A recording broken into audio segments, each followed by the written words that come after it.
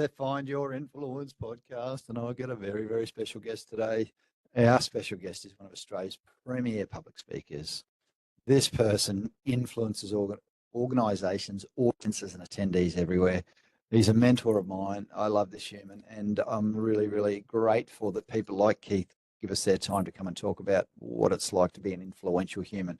Over to you, Keith Abraham. How are you, champion? Yeah, thanks, Anton. Great to be with you, and thanks for the opportunity just to hang out with you a little bit, mate. I know that influence is one of your key areas of expertise and topics, and I know also, mate, that you're doing some marvelous work around influencing people in your circle. So congratulations on the podcast, and congratulations on the work that you're doing, mate. Thank you. And full transparency, I owe a lot of our success, particularly in the last 12 or 18 months, to Keith. So there's probably some mutual respect going on here. So thank you so much, mate. Thanks. Thanks for you're most everything welcome, you've done mate. for business too. Yeah, thank you, buddy. But you know, the real key as well, you know, when you talk about influence, mate, you got to have people who are ready. You know what I mean? You know, people, I want to influence people, and you go, you know, but some people aren't ready, you know, and some people aren't teachable. And I just finished a leadership program in Europe, and you know, it's the old story: when people are curious and they're ready, you can take them on a journey. And if you want to call that influence, well, you know, that's a good definition. But people have got to be ready, and they've got to be teachable. When the student's ready, the coach appears, Keith? Is it that sort of thing? Yeah, absolutely, mate. Absolutely. I just think that, and you got to think of it like this, Anton. You know, many years ago, somebody said this to me as a speaker. You know, you often think, you know, when you're presenting in an audience at a keynote or a workshop or, you know, a larger program, and you go, you know, why doesn't that person get it? And there's a classic, you know, the classic comment is they're not ready yet. You know, they need to hear that message 100 times, and you're the 76th person to deliver that message. You're not the 100th person. And you know, and I always think, you know, some people get it now, some people get it later, and guess what? Some people will never ever get it. And that's true too. And you know, as a leadership coach, Keith, occasionally you get that question: is this person coachable? And sometimes you've got to say to their leader, or the GM or the CEO, potentially not, because I've tried and I'm not getting through or whatever. Yeah, exactly, mate. And I think, you know, one of the things that people have got to be really conscious of is this ability to make sure that they are teachable, and like, you give everybody the opportunity, Anton, but at the end of the day, you know, people come to a program or to a workshop, and they either take a spoonful, they take a bucketful, or they take a truckful, and it's just up to the individual that and where they're at and what their goals are, and you know, and are they you know, have they got a big enough drive and desire? I love it, Keith. It's funny, you know, like, this is the 12th time I've had this conversation, and it's really cool that finally at Chat 12, podcast episode 12, we're actually talking about people that are difficult to influence, right? So not many people like this call this out, and I think this might be a leadership coach thing, because occasionally we see it, that difficulty. So yeah, really interesting. I think you know, like, you know, I know one of the you know, if you start talking about influencing people, the first piece of the puzzle is do they have enough reasons to, you know, and are they ready to be influenced? And influence is about helping people, obviously, to become better.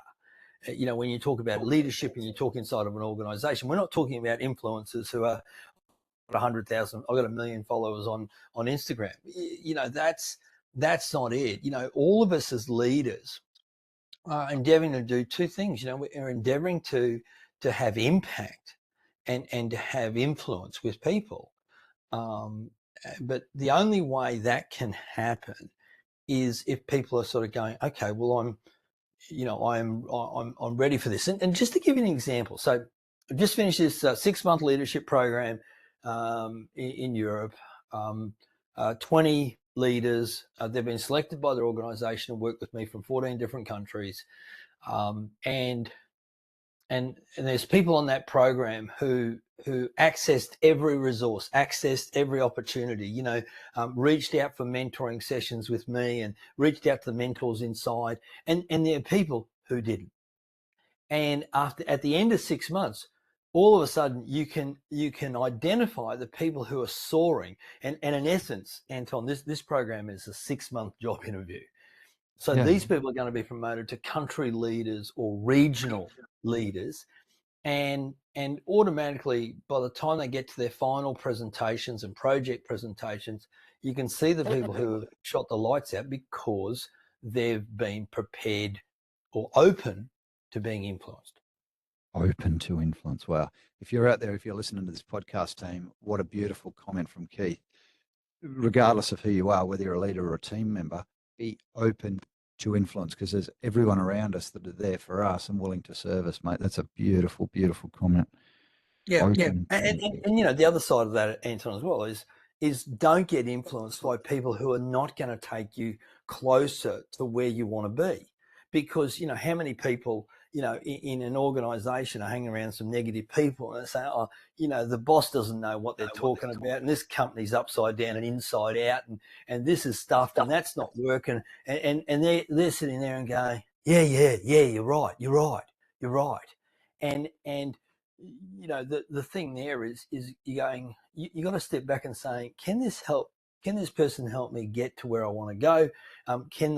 Can they give me ideas, insights, inspiration, a way to help me evolve and develop? And here's the other thing I want to say about this is that, you might ask the question, well, who's influenced me? And I've had lots of mentors that's influenced me, because a mentor will take you so far, and then you'll meet another mentor that'll take you to the next level or to the next set of skills or whatever it might be. And the real goal is to outgrow the mentor, is to keep on evolving, because in that process of which means that you're improving. Beautiful.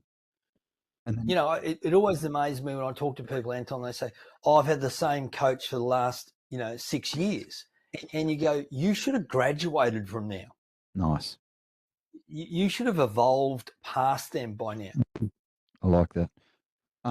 And for us, Keith, just our experience, and I don't know what yours is, our clients are usually, between 1 and 3 years. So two years is the sweet spot. If we work with a client for 2 years, we get the ability to influence them, and they get the value that they need over 2 years. And they're ready for another coach, or they're ready for another program. So I think you're 100% right. And it's that's a beautiful. Yeah, but I think the other point, as long as, well, maybe the caveat on this is as long as the coach or the mentor, as long as they're continuing to evolve. So if they've stopped growing themselves, see, my stats, mate, 96% of my clients have used me a second time. I got 61% of my clients have used me at least 6 times. And I've got 32% of my clients have used me every year for more than 10 years straight. I've got clients that have used me, for 26 years straight.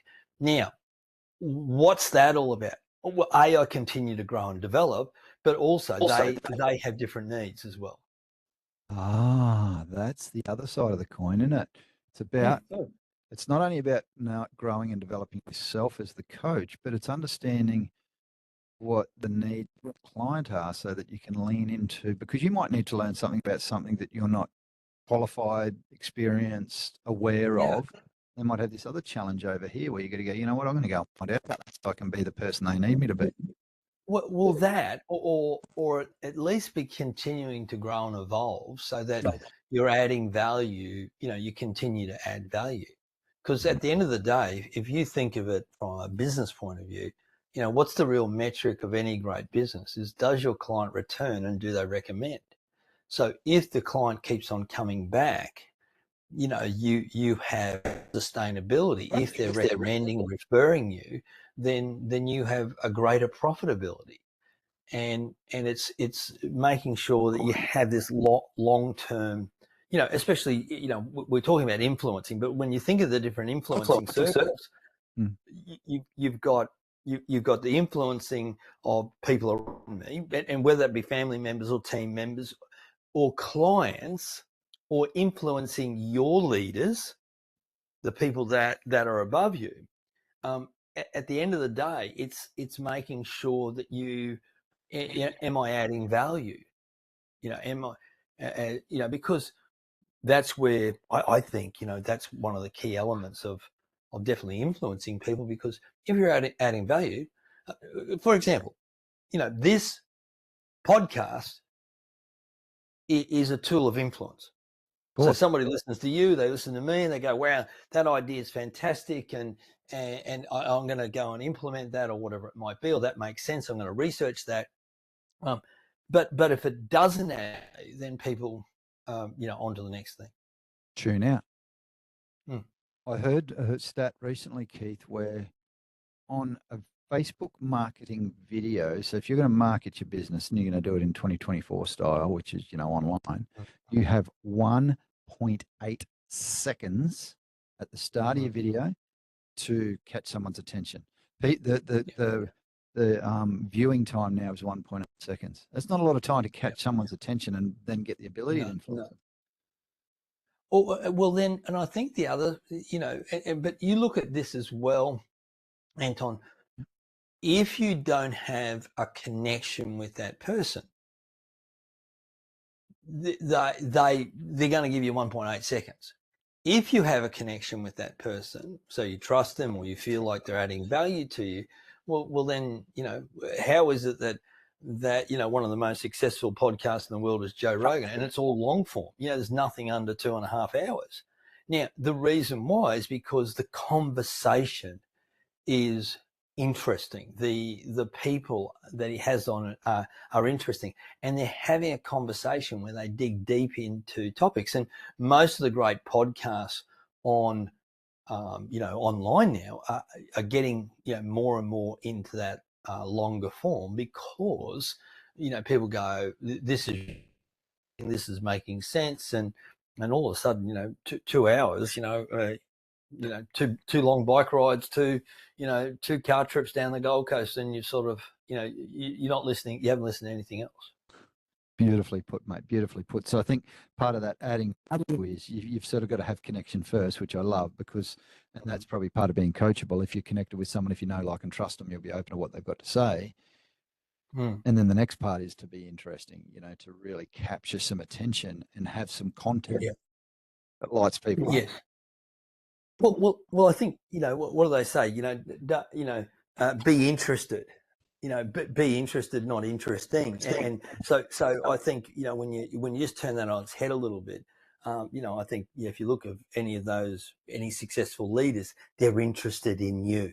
They're not trying to be interesting. They're not. Let me tell you about a story. From 20 years ago when I was in your. They tend to take the time to be interested. And from our research, Anton, you talk about being coachable. Well, the interesting statistic is people join companies, but they leave leaders. Why do they leave leaders? And the reason why that people leave leaders is it comes down to 4 things. Firstly, the leader has not articulated the goal, the expectation of the individual. They've not articulated the mission. They've not articulated, this is the hill we're climbing. And this, when you have a great leader and they say, we're going here, and you trust them, you follow them. And so a lot of leaders, they know what the goal is, but it's in their head, but they haven't articulated and they haven't got buy into it. The second is the leader has not taken the time to build a connection with their team member. And what I mean by that is they know the basics. Mary's married with 2 kids and loves following the Roosters, and you sort of but they've never ever got to know, well, where did Mary grow up, and who influenced her, and how did she get to being here, what was her first job, and really having a deeper, more meaningful conversation, which for people, they go, I don't know if I've got the time to do that. Well, when don't you have the time? So the third reason that people are not, leave leaders is because the leader is not collaborating with them. So when a problem comes up, and the person comes to that, to their leader with the problem, what the leader automatically does is they solve the problem, or they tell them what to do. And really what they need to do is they need to ask the question, what would you suggest we do? Oh, I don't know. Well, we'll go away and have a bit of a think about it and come back to it. I remember I had a boss many years ago, and he said, anybody can bring a problem to me as long as they bring two solutions. They don't have to be the right solutions. You just need to have thought about it before you come and verbally vomit it over me. And so I think that one of the things that we have to do is lead. Now, people go, but I know how to fix it. And you go, yes, but if you tell them how to fix it and they don't start thinking for themselves, they don't grow. And hence you're not influencing them in a positive way.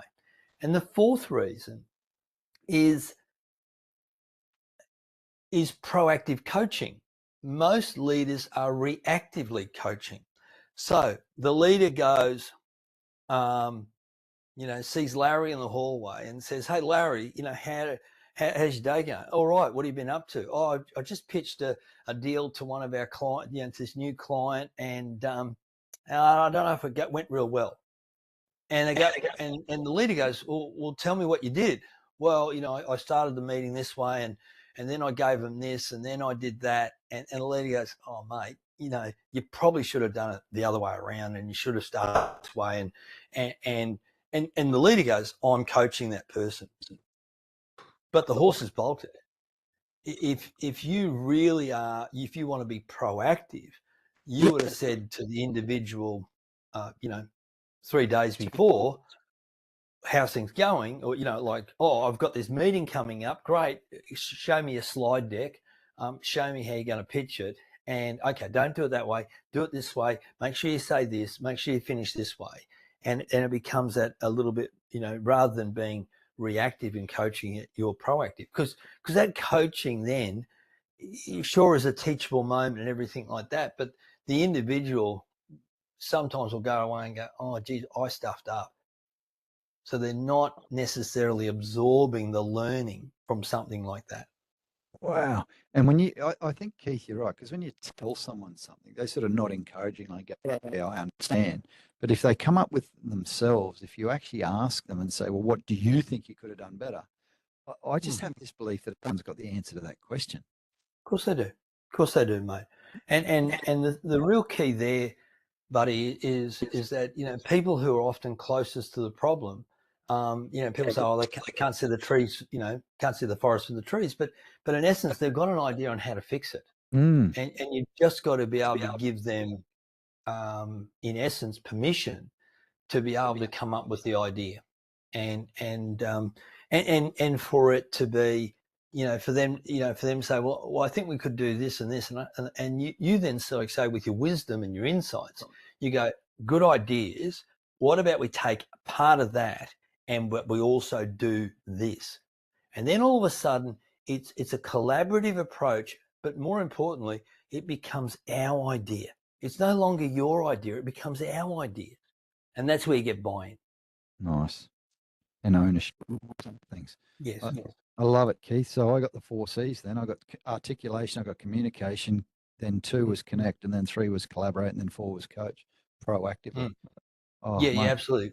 Get clarity around, what that goal is, connect, collaborate, and the coach around proactive coaching. Mate, I love it. If you're a leader out there, I tell you what, if you haven't got a pen and paper, you're listening to one of Australia's premier speakers and leadership gurus.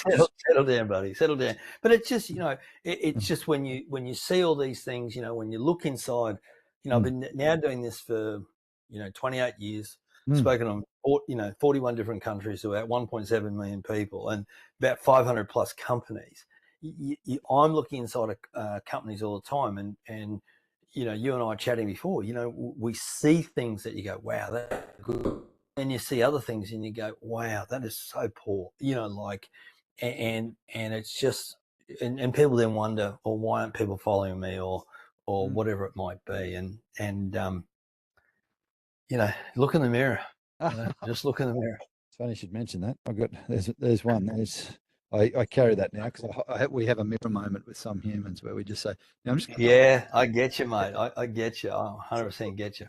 Hey, tell me this, Keith. There's people out there that are watching this, and you know, you've talked about speaking in all these countries, and you know, 1.7 million attendees. Holy mackerel! For the people out there that as soon as I say the words public speaking, they go, "What's the Yeah.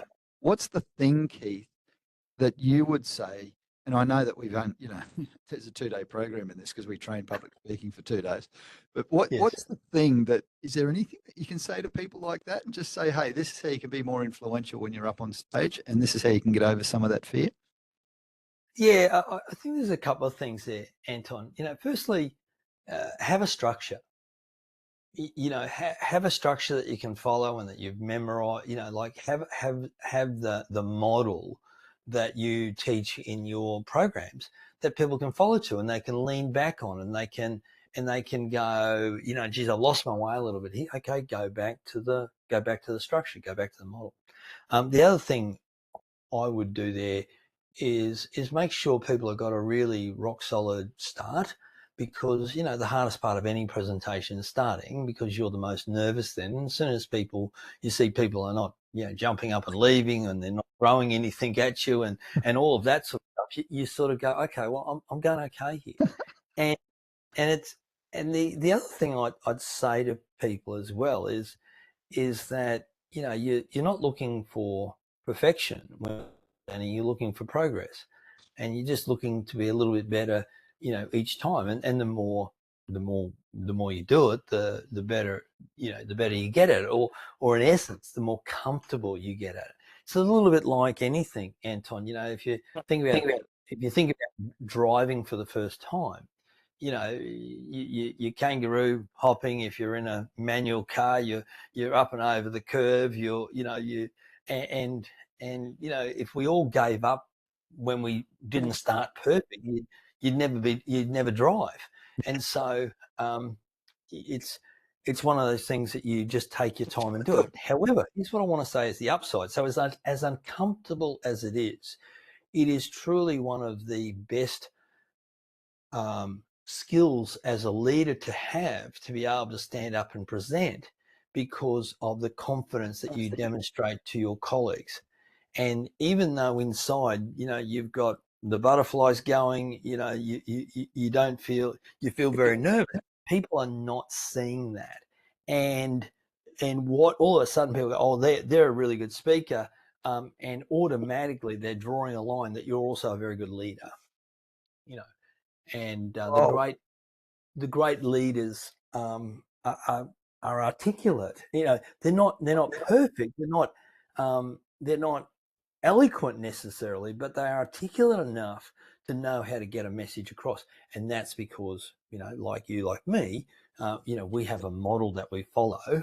You know, start with a strong opening. You know, tell people what you're going to tell them. Make sure you give them 3 key messages. You know, do your questions. If you're going to do questions, do them before you finish. Don't finish on questions. Then have a compelling, you know, wrap it up and have a compelling close or a call to action. Hope everyone I can really off the top of my head, because that's exactly how I create presentations. That's how, and whether that be for, you know, some people have asked me to do a 15-minute presentation. Some people have asked me to do a 3-minute, a 3-day presentation. So it's the same model. Love it. Love it. Can I share with you, Keith? Can I share with our listeners the best bit of advice that I think you've ever given? Well, actually, there's too many, but can I give you the last one? Do you remember the last one? Oh, was it? Mate, I don't know. The slide deck. So if you're going to say this, if you were going to coach someone on their slides, what would you tell them? one message slides, like, people have 24 bullet points, or they, the classic person is, let me share this Excel spreadsheet with you. Some of you may not be able to see it, from the back. Like, I can't see it from the front, like, and you go, I don't need to know the numbers. Tell me the three key numbers. Tell me the three key. So I make sure slides are really clean. One word, one picture type of slides, and just making sure that, because what's funny, Anton, is you see people and they got exaggerated 24 points, but some people have 10 bullet points on there, and you go, so is PowerPoint now charging you per slide? No, I can use as many slides as I want. Okay, so use 10 slides. I'm going to ask that in my next training session. Are you getting charged by the slide? I like that. And this is what I say to people, Keith, and I got this from a great mentor of mine who I might be talking to now. Make sure your slides are better than you. Yeah, that's right. Yeah, exactly. Yeah, I you know this story, but I said to my graphic designers, I said, when I first engaged them, I said, you got to make my slides make me look 10 times better than what I am.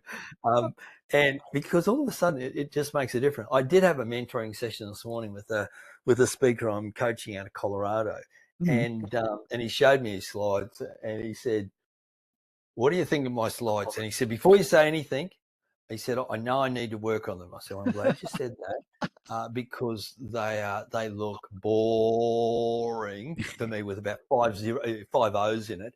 And I said, they're boring, they're blue and white. And then I showed him my slides, and he's going, oh, okay, gotcha. I get gotcha. it. Okay. Yeah. And I think, Keith, you and I had that same experience, believe it or not. For our listeners, full transparency, Keith looked at my slides and said, they're I think there's about 9 zeros in there. So I went and upgraded them, and now they actually look quite cool. And how Keith and I got to that was, I said to Keith, I want to increase speaking rate, and I wanted to double it a couple of years ago. And Keith said, well, at that level, are you that level speaker? Do you remember saying that? Yeah, I do. And I said, I paused, and you said, well, there's your answer. And you said, well, you better go away and become that level speaker if that's what you're going to charge people and ask for. And I went, holy crap, that was a big deal. And out of that came. Yeah. And I think one of the things there, Anton, and this sort of relates to everybody listening to this, is that you got to go there mentally before you go there physically.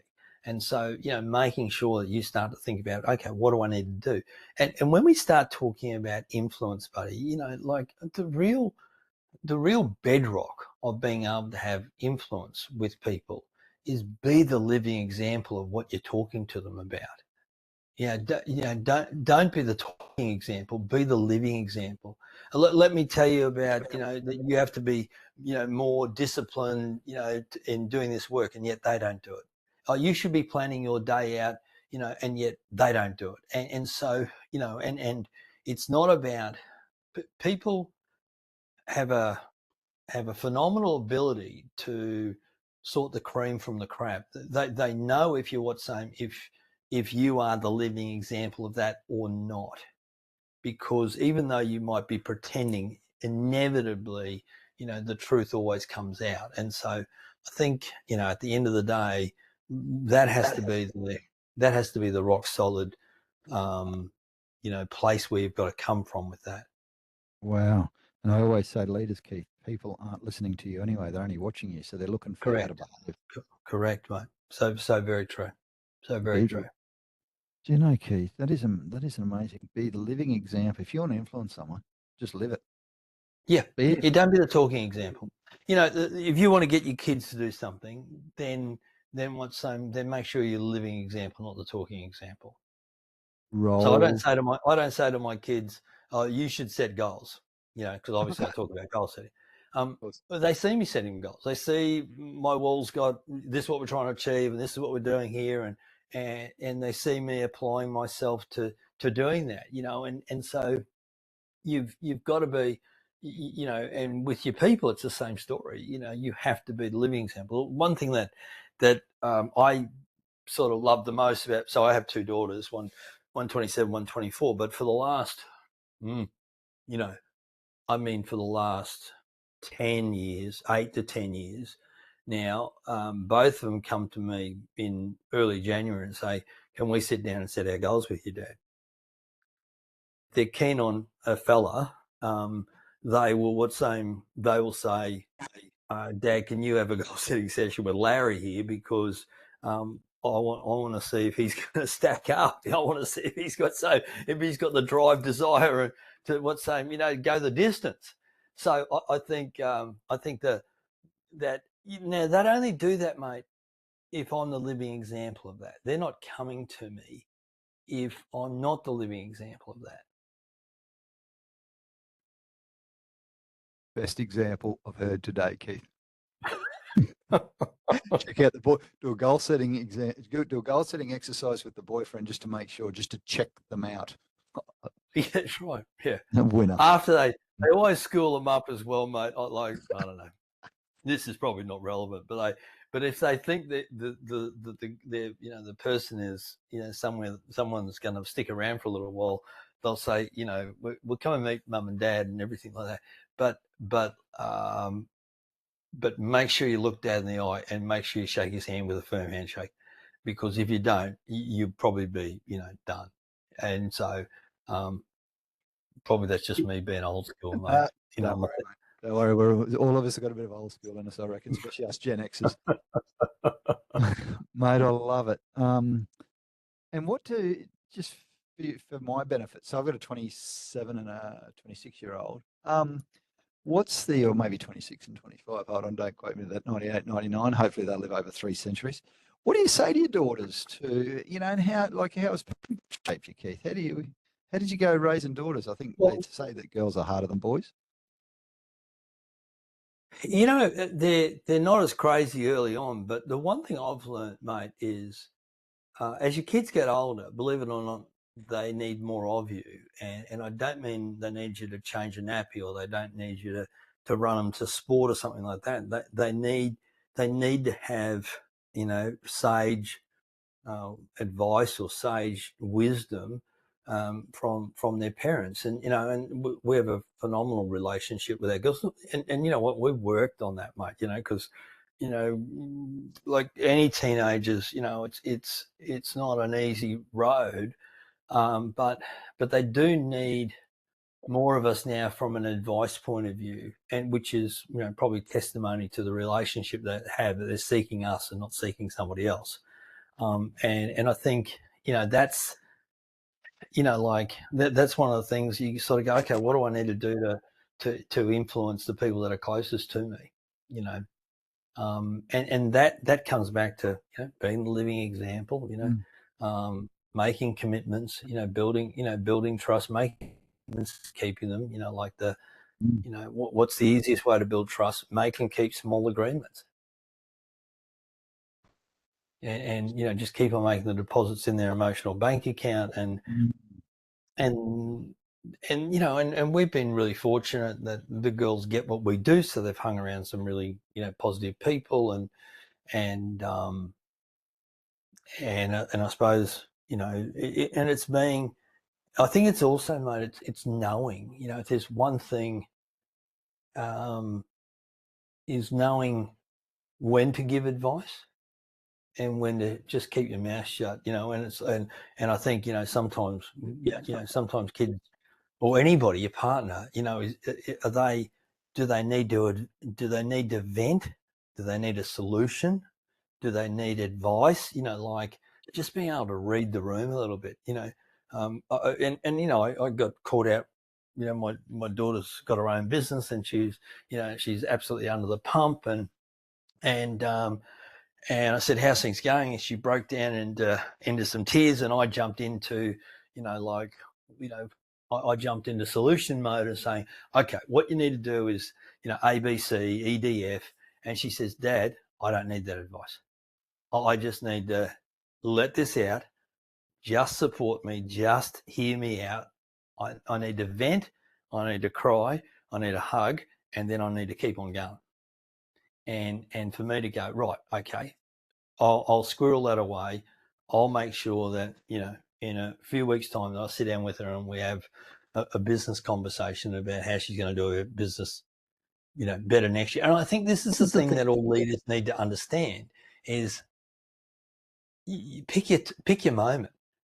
The worst thing you can do is if someone's had something hasn't gone right, and you're straight in there and say, well, you should have done this and you should have done that and you should have done this and you should have done that. And they don't need to hear that. All they need to hear is, you know what? It's okay. 2 arms, 2 legs, no bullet holes. Yeah. Is it a mistake? Is it, do we have to do some damage control? Yes. But you know what? Hey, Mary, hey, Larry, it's a learning experience. Let's talk about this. And sometimes you've got to get that distance. It's a little bit like speaking as well, mate. The last thing any speaker wants to do is walk off the stage and then have somebody coming up to them and try and tell them, that what they should have done better. Let them cool off. Let them get the adrenaline out of their body. Let them be open for input, rather than you just like go, you should have done this, you should have done that, and you should have done this, and you should have done that. And it's like, I'm not ready to hear that yet. Read the room.